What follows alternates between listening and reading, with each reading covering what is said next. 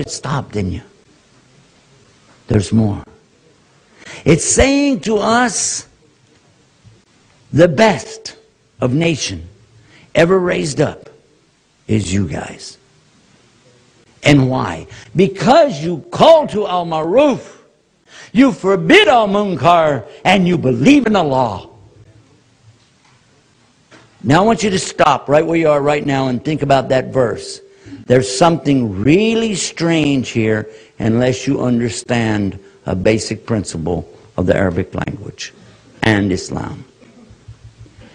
Throughout the Quran, when we start in Surah Baqarah all the way back to Surah Al-Asr, we find Alladina amanu wa amilu salihat. Yes or no? Always in that way. Aminu, which means what? This is from the word Iman.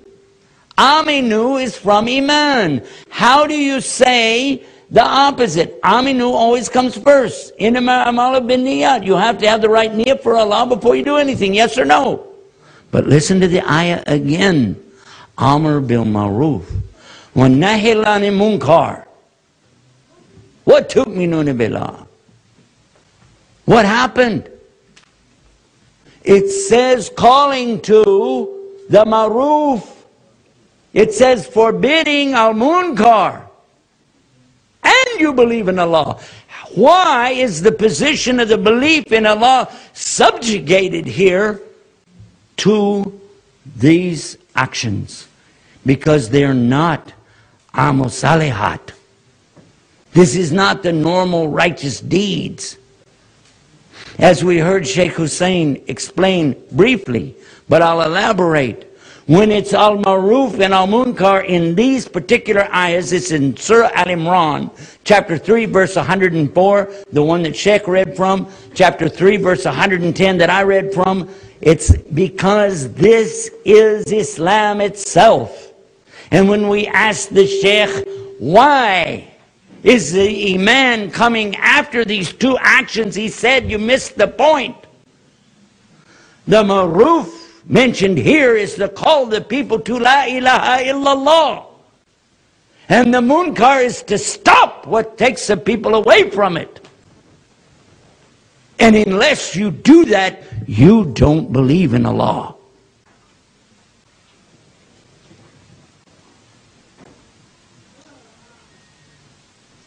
My dear respected brothers and sisters in Islam, this is the time for us to do a serious wake-up call. I'm receiving emails, I'm receiving telephone calls from our brothers and sisters around the world right now. My daughter, she's married to a Christian. My daughter, she married a Buddhist. My son became an atheist. My children are leaving Islam. What do I do? Well, I got your answer. It's not what you do now. It's what you should have done 20 years ago. Set the example for them. You can't. You're too busy. You're at work. Oh yeah, my second job. Oh yeah. You have sold your children to Shaitan.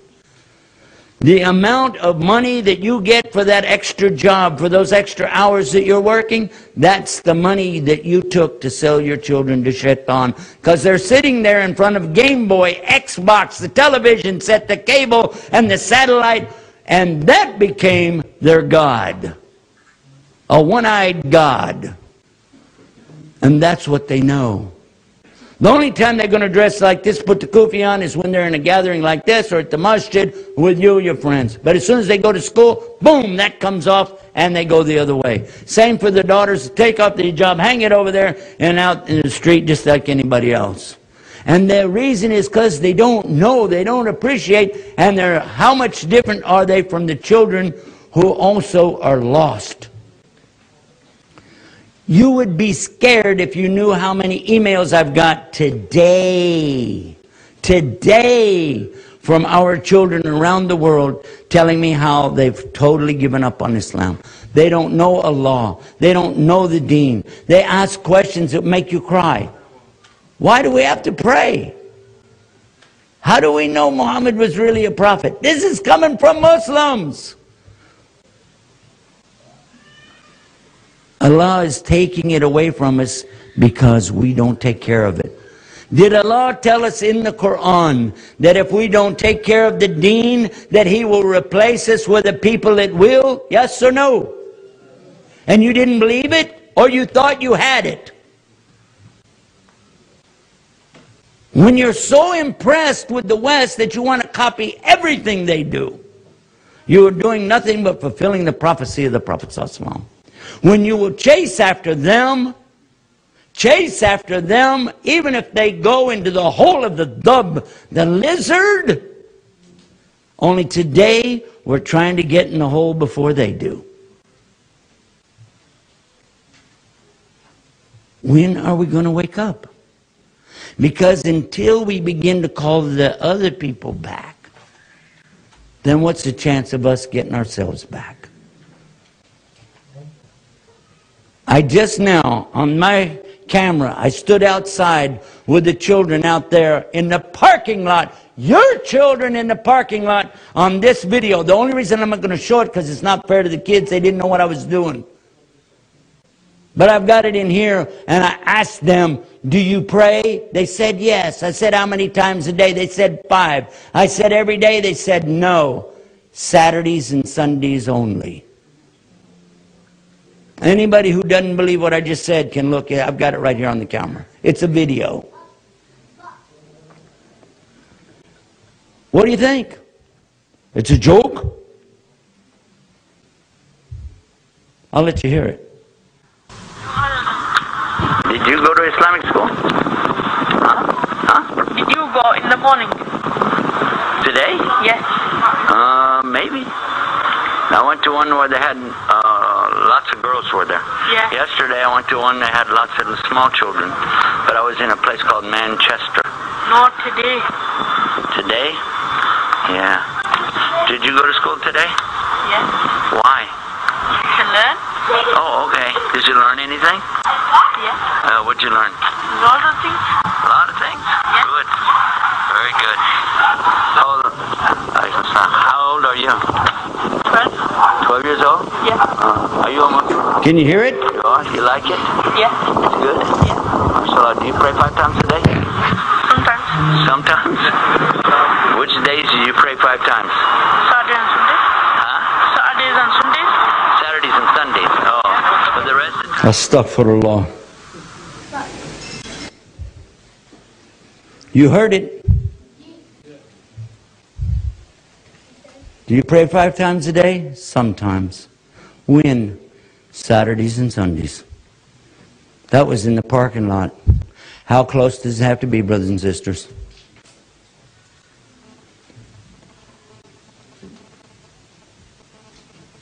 Is it time for us to make a change, or are we okay?